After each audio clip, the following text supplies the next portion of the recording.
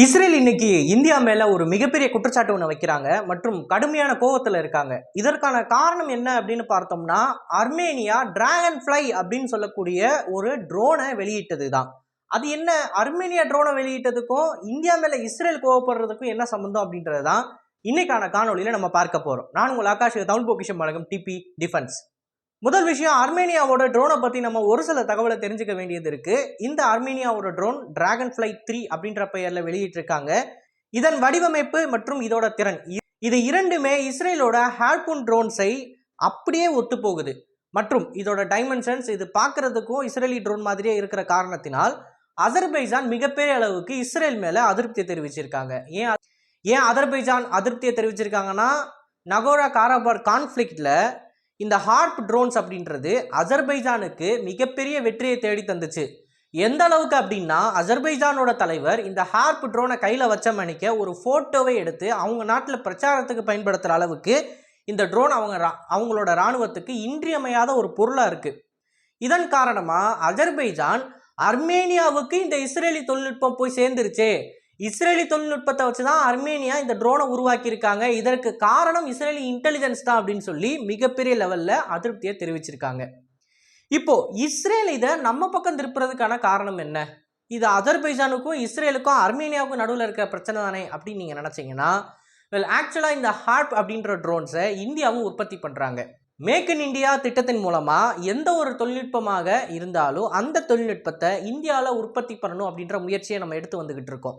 கடந்த 2 வருஷங்களில் மட்டுமே 30 பில்லியனுக்கும் மேலே இஸ்ரேலிய ஆயுதங்கள்ன்றது இந்தியாவில் உற்பத்தி பண்ணப்பட்டுக்கிட்டு இருக்கு. இதனால் பல பேர் பயனாளியாக இருக்காங்க இந்தியாவில்.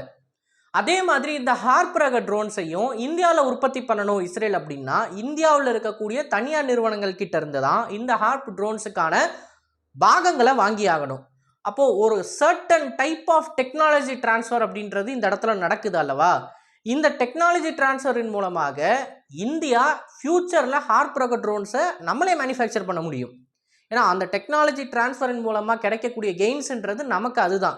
இஸ்ரேலுக்கு காசை கொடுத்து பொருளை மட்டும் வாங்காமல் அந்த டெக்னாலஜி எப்படி வேலை செய்யுது அப்படின்றதையும் மற்றும் அந்த டெக்னாலஜியை எப்படி உருவாக்குறதுன்றதை பற்றியும் தெரிஞ்சுக்கிறோம் நம்ம. அப்போ இஸ்ரேலியர்களோட கருத்து என்ன அப்படின்னு பார்த்தீங்கன்னா, 2-3 வருஷமாக இந்த ஹார்ப் ரக ட்ரோன்ஸ் மட்டும் இல்லாமல் இஸ்ரேலுக்கு சொந்தமான பல அட்வான்ஸ்டு டெக்னாலஜிஸ்ன்றது மேக் இன் இந்தியா திட்டத்தின் மூலமாக டெக் டிரான்ஸ்ஃபர் மூலமாக இந்தியாவுக்கு போய்கிட்டு இருக்கு. அப்போ இந்த ஹார்ப் ரக ட்ரோனை இந்தியா தான் அர்மேனியாவுக்கு கொடுத்துருக்கணும். இதோட டெக் டிரான்ஸ்ஃபர் அவங்க தான் பண்ணியிருக்க வாய்ப்பு இருக்குது. ஏன்னா இஸ்ரேலோட ரொம்ப க்ளோசஸ்ட் ஆலாயாக இருக்கக்கூடிய அசர்பைஜான் முதுகில் குத்த மாட்டாங்க இஸ்ரேல், இது இந்தியா பண்ண வேலையாக தான் இருக்கும் அப்படின்னு இஸ்ரேலுக்குள்ளே இருக்கக்கூடிய வட்டாரங்கள் பேசிக்கிட்டு இருக்காங்க. இப்போ இதை இந்தியா பண்ணியிருக்க முடியுமா அப்படின்னு கேட்டிங்கன்னா, தாராளமாக பண்ணியிருக்க முடியும். சூசைட் ட்ரோன் தொழில்நுட்பங்களை பொறுத்த மட்டில் அது ஒன்றும் பெரிய வித்தையெல்லாம் கிடையாது. யாருனாலையும் அதை முழுமையாக உருவாக்க முடியும். சிம்பிளான டெக் டிரான்ஸ்ஃபர் இருந்தாலே போதும், மாஸ் மேனுஃபேக்சரிங்கை நம்மளால் பண்ண முடியும். அதற்கு ஒரு உதாரணம் தான் ஈரானோட ஷஹீத் ரக ட்ரோன்ஸை ரஷ்யா மேனுஃபேக்சர் பண்ணுறது மற்றும் அந்த ஷஹீத் ரக ட்ரோன்ஸை ஈரான்லேருந்து வந்ததை விட இப்போ கொஞ்சம் அட்வான்ஸ்டாகவும் அவங்க கொண்டு போயிருக்காங்க. ஸோ ட்ரோன் மேனுஃபேக்சரிங்கை பொறுத்த மட்டில் இனிஷியல் டெக் டிரான்ஸ்ஃபர் கிடைச்சாலே போதும், அந்த ட்ரோனை அப்டேட் பண்ணுறதுலேருந்து அந்த ட்ரோனை மாஸ் மேனுஃபேக்சர் வரைக்கும் நம்மளால் பண்ண முடியும். இது ஒன்றும் பெரிய விஷயம்லாம் கிடையாது. ஆனால் ஃபைட்டர் ஜெட் வேறு. ஸோ இந்த கான்செப்டின் படி இந்த அர்மேனியாவோட ட்ரோனோட என்டியூரன்ஸ் கிட்டத்தட்ட 1 மணி நேரம் இருக்குது மற்றும் 120 கிலோமீட்டர் வேகத்தில் பயணிக்குது. அண்ட் இது ஒரு சூசைட் ட்ரோன் கேட்டகரி. இது எல்லாமே ஹார்ப்போட ஒத்து போகுது, பார்க்குறதுக்கும் ஹார்ப் மாதிரியே இருக்குது, டைமென்ஷன்ஸும் ஹார்ப்போட ஒத்து போகுதுன்றப்ப அன்டவுட்டட்லி சந்தேகமே வேணாம், இது இஸ்ரேலி ஹார்ப் ட்ரோனோட டெக் டிரான்ஸ்ஃபர் தான் அப்படின்னு சொல்லி அவங்க சந்தேகப்படுறாங்க. அவங்க சந்தேகப்படுறத நம்ம உறுதி செய்யலாம் ஃபோட்டோஸ் அண்ட் இமேஜஸை பார்க்குறதன் மூலமாக. மேட்ரு என்ன அப்படின்னா, இதை இந்தியா கொடுத்துருக்கா இல்லை இஸ்ரேல் கொடுத்துருக்கா அப்படின்றது. இந்தியா ஆப்வியஸ்லி அர்மேனியாவோட ஒரு க்ளோசஸ்ட் ஆலை. அர்மேனியாவுக்கு ஏகப்பட்ட ஆயுதங்களை ஏற்றுமதி பண்ணுறோம். ஆகாஷ் ஏர் டிஃபென்ஸ் சிஸ்டம்ஸ், பினாக்கான்னு சொல்லி நம்ம லிஸ்ட்டு போய்கிட்டே இருக்குது. ஃப்யூச்சரில் தேஜஸ் ரக போர் விமானத்தையும் அவங்களுக்கு நம்ம எக்ஸ்போர்ட் பண்ணுறதுக்கு அதிக வாய்ப்புகள் இருக்குது. இந்த சூழ்நிலையில் தான் அர்மேனியாவுக்கு இந்தியா டெக் டிரான்ஸ்ஃபர் பண்ணியிருக்கோம் அப்படின்னு சொல்கிற அவங்களோட வாதத்தை நம்ம எடுத்து வைக்கிறோம். அண்ட் அதே சமயம் இஸ்ரேலி மொசாடை பொறுத்த வரைக்கும் ரொம்ப டேரிங்கான ஆப்ரேஷன்ஸ், அன்கன்வென்ஷனல் மெத்தட்ஸ்லாம் எடுப்பாங்க.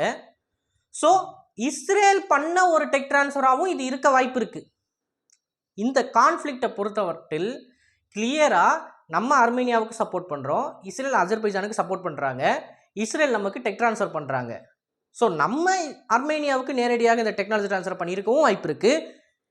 இஸ்ரேலும் அவங்களோட மொசாட் அமைப்பு அர்மேனியா கிட்டேருந்து ஏதாவது கெயின் பண்ணுறதுக்காண்டி இந்த டெக் ட்ரான்ஸ்ஃபர் பண்ணியிருக்கிறதுக்கும் பாசிபிலிட்டிஸ் இருக்குது. நம்ம இதில் எதையுமே ரூல் அவுட் பண்ண முடியாது.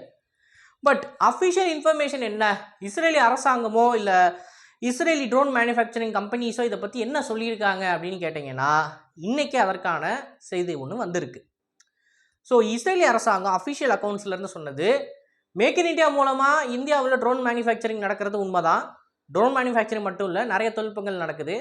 இதில் எல்லாமே இஸ்ரேலி கண்டிஷன்ஸை ஏற்று தான் நடந்துக்கிட்டு இருக்கு.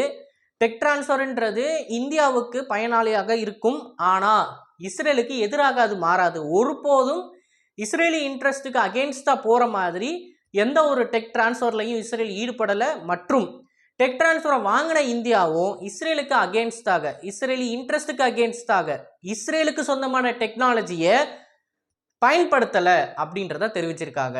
ஸோ இப்போ நடந்துக்கிட்டு இருக்கிற வாதத்தில் இஸ்ரேலி அரசாங்கம் இந்தியாவெலாம் டெக்னாலஜி ட்ரான்ஸ்ஃபர் பண்ணலைங்க, இந்தியா வந்து அவங்க லீகலாக தான் ஆப்ரேட் பண்ணிக்கிட்டு இருக்காங்க அப்படின்றத தெரிவிச்சிருக்காங்க. அட் த சேம் டைம் அசர்பைஜானுக்கும் நாங்கள் இந்த டெக்னாலஜியை ட்ரான்ஸ்ஃபர் பண்ணல அப்படின்னு சொல்லி மதில் மேல் நிற்கும் பூனையாக தான் அவங்களோட கருத்தை சொல்லிக்கிட்டு இருக்காங்க.